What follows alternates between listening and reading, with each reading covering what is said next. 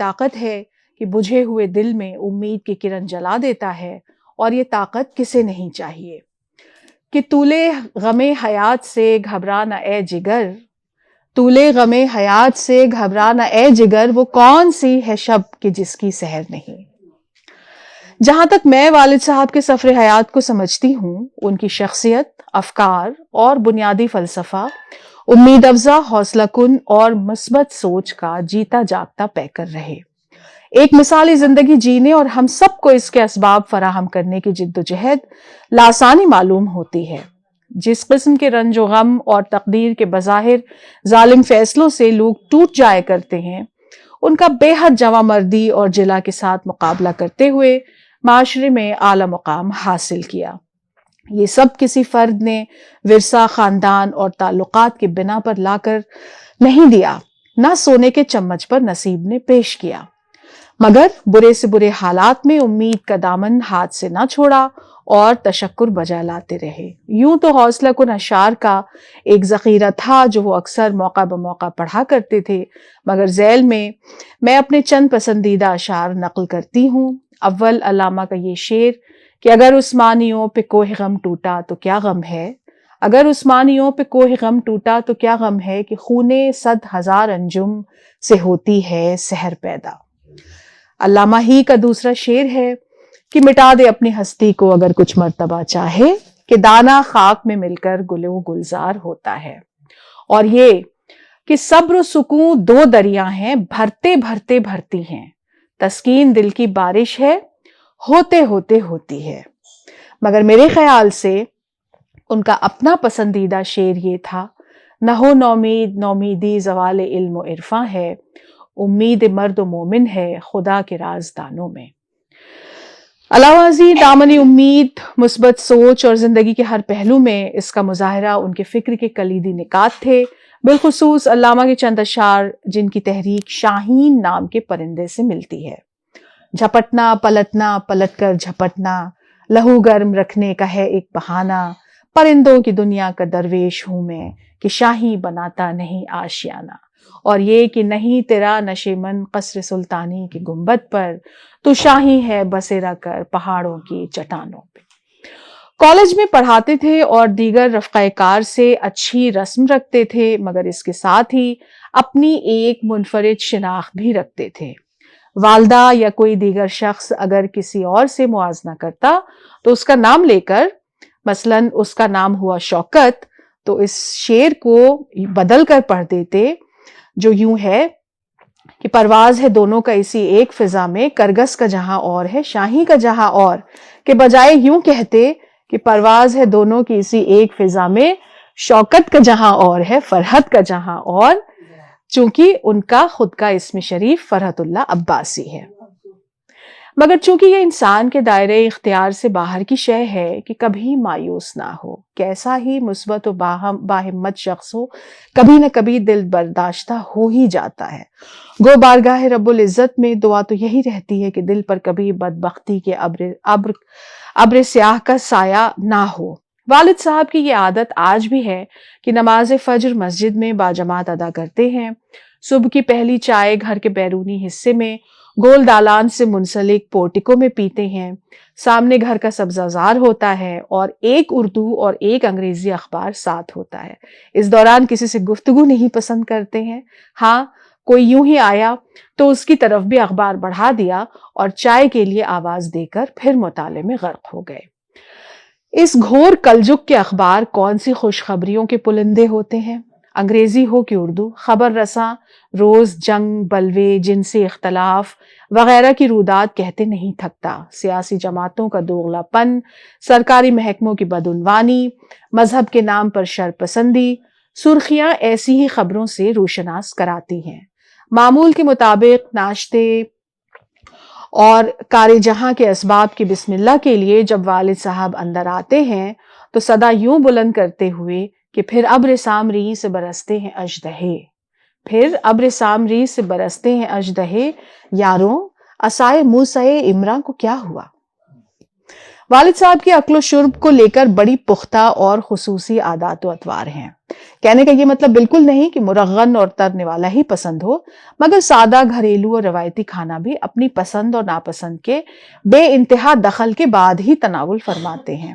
مثلاً روٹی چاول وغیرہ جب دسترخوان پر لائی جائے تو اتنی گرم ہو کہ بھاپ اٹھتی ہو، دال صرف ارہر کی بنے وہ بھی پھٹی ہوئی، زیادہ گلی ہوئی یا گھونٹ کر راب کی ہوئی نہ ہو، اس کے برعکس کباب یا گوشت کا سالن بالکل گلا ہوا ہو، گھی تیل روغن سے پرہیز، دال بگھاری نہ جائے، ناشتے پر پوری پراٹھے اور روغنی ٹکیا ہوتی، عموماً سب کے لیے پراٹھے سرسوں کے تیل دیسی گھی میں سیک دیے جاتے، مگر والد صاحب کو آلو دال مٹر وغیرہ کے بھرواں پراٹھے تلے ہوئے نہیں پسند آتے، ان کے لیے سکے ہوئے پراٹھے توے سے اتارے جاتے اور الگ سے گھی یا مکھن چپڑ دیا جاتا۔ اسی اسنا میں ہمیشہ یوں ہوتا کہ سب کو ناشتہ دے دیا جاتا اور ان کے ناشتے میں تاخیر ہو جاتی۔ سو دادی جان کا نام تھا حسنہ، اور اپنے فرزند محبوب کو لال و گوہر کی مانند سینے سے لگا کر رکھا بھی تھا۔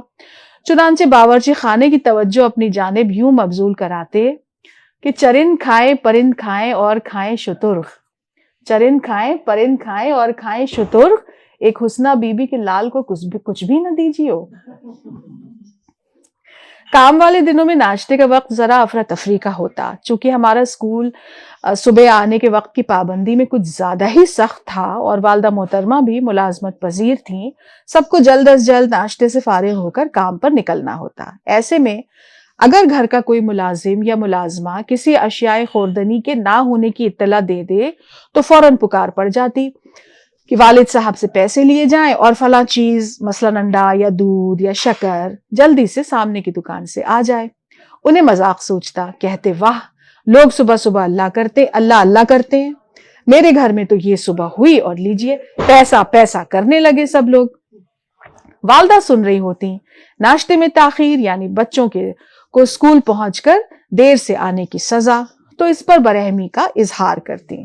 والد صاحب مصنوعی طور پر خوف کا اظہار کرتے اور مسکرا کر ملازم کو پیسہ دیتے ہوئے کہتے کہ لو بھائی لو، اس چیز کے بدلے دنیا میں آباد وطن لٹ جاتے ہیں، خنجر کھچ جاتے ہیں، لاشوں کے کفن بٹ جاتے ہیں، پھر کیا غم کہ میری بیوی مجھ پر اس قدر ناراض ہو، لو بھائی یہ لو جاؤ جلدی ورنہ اب اور کیا ہو جائے خدا جانے۔ یہ شیر دوستی، یہ سخن پروری، یہ نفیس لطافت والد صاحب کی گھر سے باہر کی دنیا میں کارکردگی کو بھی آراستہ و مزین کرتی تھی۔ عمر کے 39 برس بڑی دیانت داری کے ساتھ گورکھپور کے سینٹ اینڈروز کالج میں نباتات کے پروفیسر کے عہدے پر فائز رہے اور ملازمت کے فرائض انجام دیے۔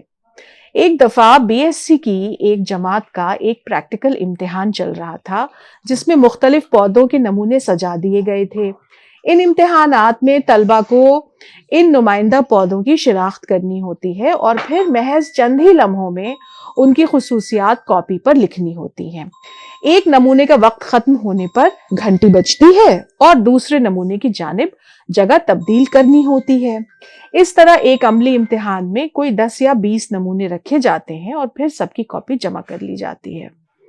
ایک روز ایسے ہی ایک امتحان کی ڈیوٹی پر والد صاحب مامور تھے اور وسیع و عریض ہال میں چہل قدمی کر رہے تھے۔ 7 دیگر اساتذہ بھی تھے جو تمام طلبہ و طالبات کی نگرانی کر رہے تھے کہ کوئی نقل وغیرہ نہ کر رہا ہو۔ ایک طالبہ جو کچھ اختلاجی کیفیت کی شکار ہو رہی تھی، ایک نمونے کے سامنے ششدر کھڑی اس کی شناخت نہ کر پانے کے باعث ادھر ادھر دیکھ رہی تھی۔ والد صاحب نے ذرا رک کر غور کیا تو بیچاری گھبرا کر ان سے ہی پوچھ بیٹھی کہ سر یہ کیا ہے، مجھ کو بتا دیجئے، میں اس کی شناخت نہیں کر پا رہی اور کچھ لکھنے سے قاصر ہوں ورنہ میں فیل ہو جاؤں گی۔ طالبہ نے کیا تو صریحاً غلط اور اس طرح اس کی مدد کر دینا جائز نہ ہوتا، لہٰذا والد صاحب نے اس کی مدد نہیں کی، مگر وہ ٹھہرے ان نایاب جن و انس میں جو بات کا جواب شیر سے دینے پر ادراک رکھتے ہیں۔ سو یہ لاچار و پریشان طالبہ ان کا یہ جواب سن کر رو پڑی کہ نہ دوستی نہ دلبری نہ تکلف نہ خلوص، نہ دوستی نہ دلبری نہ تکلف نہ خلوص، یہاں کوئی کسی کا نہیں، یہاں سب اکیلے ہیں۔ شعبہ نباتیات میں تعلیم کا ایک اہم حصہ ایک جانب لیبارٹری ہے تو دوسری جانب نباتیاتی باغ یا ہربل گارڈن۔ ایسے میں باقاعدہ کلاس روم میں دی جانے والی تعلیم ذرا مسئلہ ہو جاتی. وجہ یہ کہ درس ہوتا تو زندہ و جاوید، سرسبز و شاداب، رنگ و خوشبو سے بسے گل بوٹوں کا، لالہ و گل کا، پھول پتی کا، کلیوں کے گچھوں کا، اور نہ جانے کیا کیا متوالی کر دینے والی خوشبودار ذی حیات کا. مگر ان کے سائنسی نام لاطینی زبان میں ہوتے ہیں، ان کے تشریح بدن و منافع الاعضاء کی تعلیم میں مشتمل اصطلاحات دقیق اور گنجلک الفاظ میں ہوتے ہیں. چنانچہ طلبہ کے لیے موضوع نہ صرف خشک ہو جاتا ہے بلکہ ان کے دل میں خوف و ہراس پیدا ہو جاتا ہے. رہی صحیح کسر تب پوری ہو جاتی ہے جب حیاتیاتی کیمیا میں مختلف کیمیائی اشیاء کے نام ہی نہیں بلکہ ان کے صفات، اوصاف و خواص میں باہمی تعاملات کے یاد کرنا ہو. ایسے میں طلبہ کی دلچسپی بنائے رکھنا اساتذہ کے لیے مشکل ہو جاتا ہے. عموماً اساتذہ اپنی عدم فرصت اور بے حسی کے باعث شانہ بے نیازی دکھاتے، مگر والد صاحب ایسے میں بھی شعر گوئی کا سہارا لیتے. اس طرح وہ ایک ہر دل عزیز استاد کا درجہ رکھتے ہیں. ان کے کچھ ابن قدیم آج بھی جھک کر ان کی قدم بوسی کرتے ہیں. مثلاً BSc کی پہلی جماعت کو قدرت میں موجود سائنسی علوم کے عمیق فلسفے سے روشناس کرانا ہو تو برج موہن چکبست کا یہ شعر بورڈ پر لکھ دیتے کہ زندگی کیا ہے عناصر میں ظہور ترتیب، موت کیا ہے انہی اجزاء کا پریشاں ہونا. دور طفلی کے ایک ہی دوست تھے والد صاحب کے، اس میں شریف تھا سراج الحق، پیشے سے وکیل اور بے حد شریف النفس شخصیت اور کردار کے مالک. والد صاحب سے خاصی بے تکلفی بھی تھی اور روزانہ کی راہ رسم بھی. گورکھپور کے قریب ایک گاؤں ہے نوگڑھ جو چاول کی کھیتی کے لیے مشہور ہے، وہیں سے تعلق تھا. والد صاحب بیان کرتے ہیں کہ ان کی بارات میں بس سے جانا ہوا تو پایا کہ صرف قریبی رشتہ دار ہی ساتھ ہیں. دوستوں میں والد صاحب اکیلے دوست ہیں. اکلوتا دوست بننا بلا ہو اور کسی ساتھ نہ ہو تو پھر یہ کیسے کٹے وقت اور کہاں گزرے. انہی دنوں ساحر لدھیانوی کی پرچھائیاں شائع ہوئی تھی اور مقبول عام ہو رہی تھی. 1955 میں اس کی قیمت محض 1 روپے تھی. بس اسٹینڈ سے ایک خرید لی اور آنے جانے کے راستے میں ازبر کر ڈالی. وقت کا بہترین استعمال ہوا اور تعمر کے لیے ایک عمدہ تجربہ مل گیا جو اکثر خود کو محظوظ کرنے کی خاطر اپنی لطیف اور پختہ آواز میں تب گنگناتے رہتے جب بظاہر کوئی ایسا کام کر رہے ہوں جیسے صفائی، گھر ٹھیک کرنا وغیرہ، جس میں بس جسمانی محنت درکار ہوتی ہے اور ذہن کا خاص متوجہ ہونا لازمی نہیں ہوتا. جواں رات کے سینے پہ دودھیاں آنچل مچل رہا ہے کسی خواب مرمری کی طرح، ہنسی پھول، ہنسی پتیاں، ہنسی شاخیں لچک رہی ہیں کسی جسم نازنی کی طرح.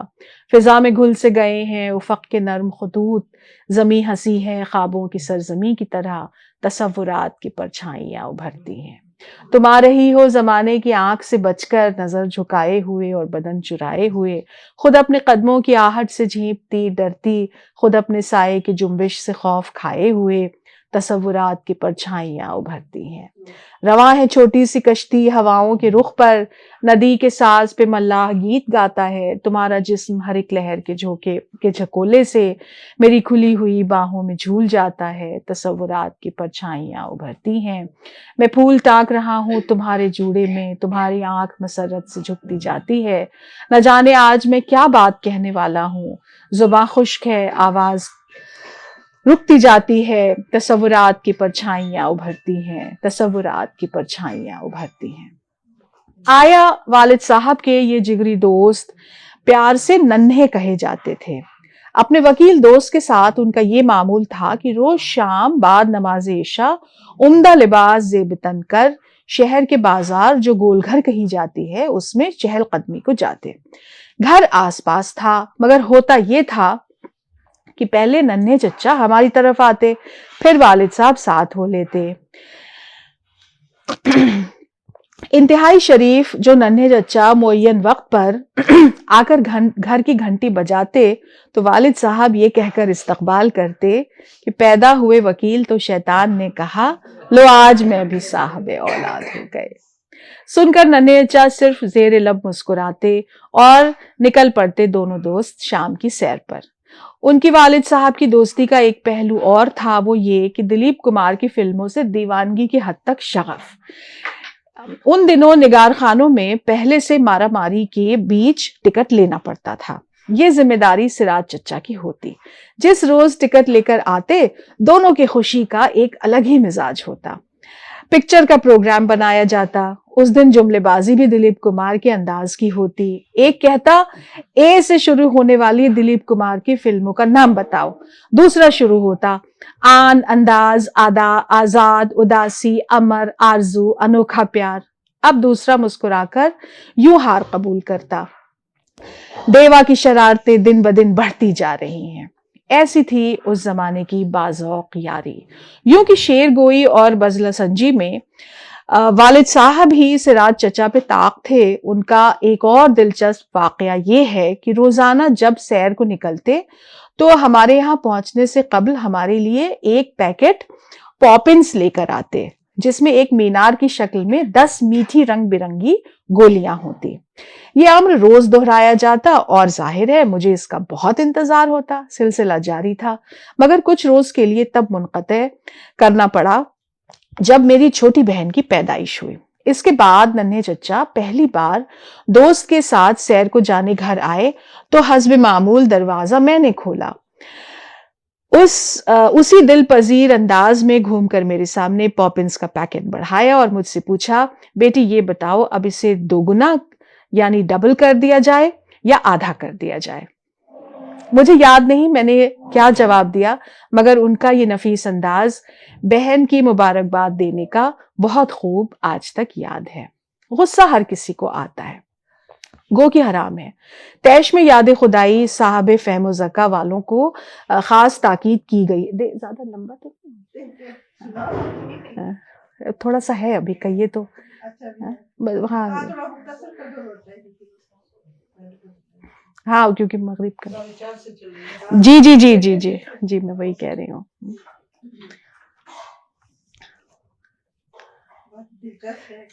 بس یہ کافی دنوں میں نے ان کو نہیں سنایا ابھی میں نے۔ اظہار کا یہ فرق فردن تو ہوتا ہی ہے۔ ہر چیز کی تحقیق سے یہ ثابت ہو چکا ہے کہ مرد اور عورت الگ الگ، مرد مریخ سے آئے ہیں اور عورتیں ان سے نفسیاتی طور پر اتنی فرق ہے کہ لگتا ہے کہ وہ زہرا سے آئی ہیں۔ وہ ہے نا men are from Mars and women are from Venus. ہاں 1992 میں ایک دلچسپ کتاب امریکی ماہر نفسیات نے لکھی، men are from Mars and women are from Venus. تو خواتین کا اسلوب ناراضگی کے اظہار کا یوں ہوتا ہے کہ بس خاموش ہو جاتی ہیں، کسی بات کا جواب نہیں دیتی۔ عام طور پر جن باتوں پر خوب چہک چہک کر جواب دے دیا کرتی ہیں ان پر بس چپ کی داد بن جاتی ہیں۔ والدہ محترمہ جب کسی ایسے موڈ میں ہوتی تو والد صاحب گنگناتے کہ نہیں منت کشے تابے شنیدن داستاں میری، خاموشی گفتگو ہے بے زبانی ہے زباں میری۔ ایک معروف دانا و بینا کی حیثیت سے ایسا نہیں ہے کہ والد صاحب ذکر عمر رفتہ، غم دوراں اور گئے زمانوں کی باتوں سے لگاؤ نہ رکھتے ہوں۔ گھر خاندان کی زرعی روایت کی پاسداری، قوم پرستی، کنبہ پروری، سب کچھ ان میں کوٹ کوٹ کر بھرا ہوا ہے، مگر گریز ہے تو بس ان ناکردہ جذبات سے جن سے پدرم سلطان بود کی بو آتی ہو۔ خاندان میں چند افراد ایسے بھی ہوتے ہیں جو ناخواندگی، بے روزگاری اور عین بے مصرفی کا شکار ہونے کے باوجود اپنے حالات کو محنت و مشقت سے تبدیل کرنے کے بجائے ان داستانوں میں تضییع اوقات کیا کرتے ہیں جن میں بس وہ بڑائیاں بیان کی جاتی ہیں جو ماضی میں ہمارے اسلاف کی تقدیریں تھیں، کوئی جھوٹی شان و شوکت والے جملوں سے، تو کوئی سالن میں روغن کی گہرائی سے، تو کوئی اپنے بیٹھک میں رکھے پرانے نیزے کو شہنشاہ خلجی کا ذاتی سامان بتاتے ہوئے جو سلطان مرحوم مغفور خود ان کے اجداد کے لیے چھوڑ گئے تھے۔ نہ والد صاحب خود ایسی گپ شڑاکوں میں حصہ لیتے اور نہ ان دیوانوں کی داستانوں کی تنقید نگاری کرتے، بس ایک گہری سانس لے کر یہ نصیحت دے جاتے کہ ذرا دیکھ اس کو جو کچھ ہو رہا ہے، ہونے والا ہے، دھرا کیا ہے بھلا عہد کہن کی داستانوں میں، نہ سمجھو گے تو مٹ جاؤ گے اے ہندوستاں والوں، تمہاری داستان تک نہ ہوگی داستانوں میں۔ اختتامیہ۔ تو اس طرح بات بات پر شعر کہنا اور اپنی فکر کا اظہار بھی اشعار کے ذریعے کرنا والد صاحب کی ایک عمدہ عادت ثابت ہوئی کہ اس نے انہیں جو اپنی اولاد کی پرورش کی اس میں کیا خوب نکھار پیدا ہوا ہے۔ نہ مدرسے گئے، نہ کتاب کھولی، نہ مکتب میں مولوی صاحب کی چھڑیاں پڑیں۔ اعلیٰ تعلیمی نظام میں ایسی تبدیلیاں لانے کی باتیں کہی جاتی ہیں کہ سکھانے کا عمل زبردستی نہ ہو بلکہ تجربے کے ساتھ ہو، اسے ایکسپیرینشیل لرننگ کہتے ہیں۔ آج کانوینٹ، پبلک اور ورلڈ اسکول جیسے انگریزی اسکولوں میں پڑھنا ہماری مجبوری ہو گئی ہے۔ ذریعہ معاش کے لیے ایسے میں اردو ادب اور دیگر علوم میں اپنی وراثت کو فراموش کر دینا ایک نہایت احمقانہ غلطی ہوگی۔ والدین کی ذمہ داری اولاد میں اردو سے شغف پیدا کرنا ہے، اور الحمدللہ ہمارے سلسلے میں والد صاحب کی شعر گوئی روشن ذہن اور مؤثر گفتگو کے لیے ہماری اول درسگاہ بنی، جو گھر سے باہر نکلے بغیر ہمیں میسر رہی۔ اِنَّ مَعَ الشِّعْرِ الْحِکْمَہ آج بھی اپنے نواسے اور نواسیوں کو شعر یاد کراتے ہیں، بلکہ نئے اشعار یاد کرنے پر انہیں نقد انعام بھی دے دیا کرتے ہیں۔ اللہ ان کا سایہ عاطفت ہم پر تا دیر قائم رکھے۔